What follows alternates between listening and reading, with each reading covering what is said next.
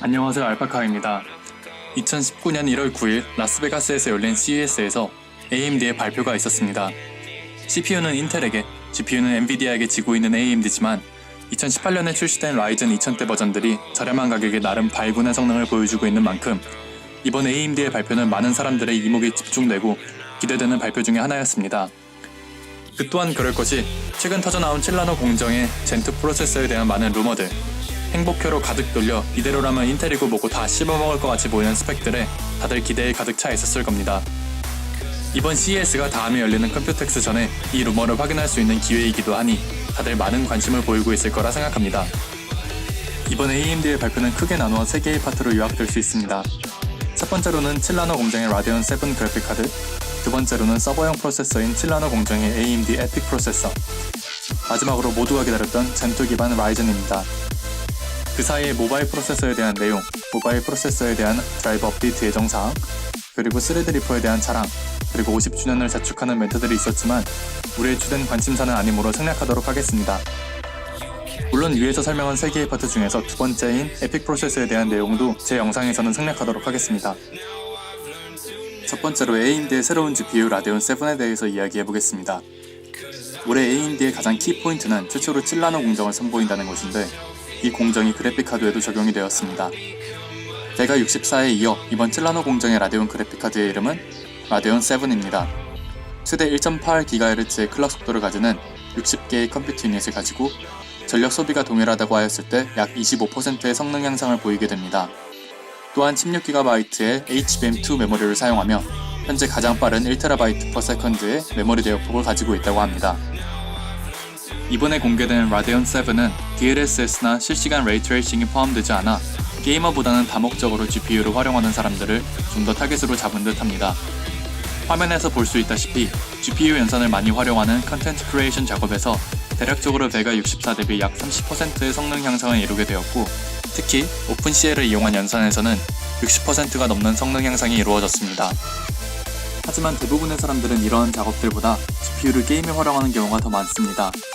화면에서와 같이 다양한 게임에서 베가 64 대비 대략적으로 30%의 성능 향상이 이루어지는 것을 확인할 수 있습니다. 다음으로 출시 예정인 데빌 메이 크라이 5를 4K 울트라 옵션으로 플레이하는 영상을 보여줬는데요. Running on Radeon 7, and it's the latest version of the successful Devil May Cry action adventure feature series from Capcom.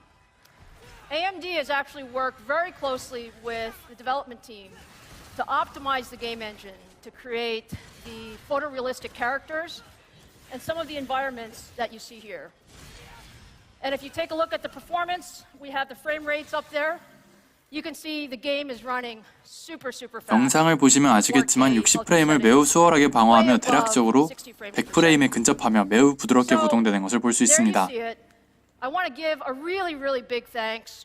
이러한 정보를 기반으로 봤을 때 엔비디아의 그래픽 카드와 비교를 해보면 라데온 7은 대략적으로 RTX 2080과 RTX 2080 Ti 사이에 위치하는 그래픽 카드라고 볼 수 있을 것 같습니다. 이번에 공개된 라데온 7은 $699에 판매가 되며 2월 7일부터 판매를 시작한다고 합니다. 비슷한 성능을 보이는 RTX 2080에 비해 가격이 조금 저렴한 것은 사실이지만 실시간 레이트레이싱을 지원하는 RTX 코어와 딥러닝 연산을 위한 텐서 코어도 포함되지 않은 상태에서 DLSS도 활용하지 못하는 라데온이 과연 다양한 목적을 가진 소비자들의 요구사항을 모두 충족시킬 수 있는 제품인지는 약간의 의구심이 들게 됩니다. 또한 펜이 3개가 달려서 나왔다는 점, 그리고 그 어떤 부분에서도 발열에 대한 이야기가 없다는 것을 보면 발열이 상당할 수 있다고 생각됩니다. 정식 출시가 되고 사용 후기를 봐야 숨겨둔 비장의 무기가 있는지 알 수 있을 것으로 생각되지만 이번 공개만으로는 약간 아쉬운 점이 남는 제품입니다. AMD의 발표 영상을 보고 엔비디아의 CEO 젠슨 황은 실망스럽다 라고 표현을 하였고, 이에 덧붙여 성능도 안 좋고 새로운 것도 없다, 레이트레이싱도 지원하지 않는다, 칠라노 공정에 HBM 메모리를 탑재하고 간신히 2080을 따라온다, 2080의 DLSS를 켜면 상대도 안된다, 레이트레이싱을 켜면 상대도 안된다 라고 언급하였다고 알려집니다. 이에 대해 AMD CEO 리사 수는 우리는 라데온 7에 대해 매우 흥분하고 있으며 젠슨 황이 직접 보지 못해서 그럴 것 이라고 대답하여 여지를 남겨두는 듯한 말을 했습니다만, 이는 2월 7일이 되고 나서야 그 실체를 눈으로 확인할 수 있을 것 같습니다. 영상을 만들고 있는 이 시점 1월 11일 새벽 라데온 7의 26개 게임에 대한 벤치마크 자료가 공개되었습니다. 외부 IT 미디어의 벤치마크 결과가 아닌 AMD 내부의 결과이므로 약간 신뢰성은 떨어질 수 있습니다. 인텔 코어 i7 7700K 그리고 3000MHz 클럭 램을 사용하여 테스트를 했다고 알려지며 최고 그래픽 설정으로 UHD 환경에서 실험을 했다고 합니다.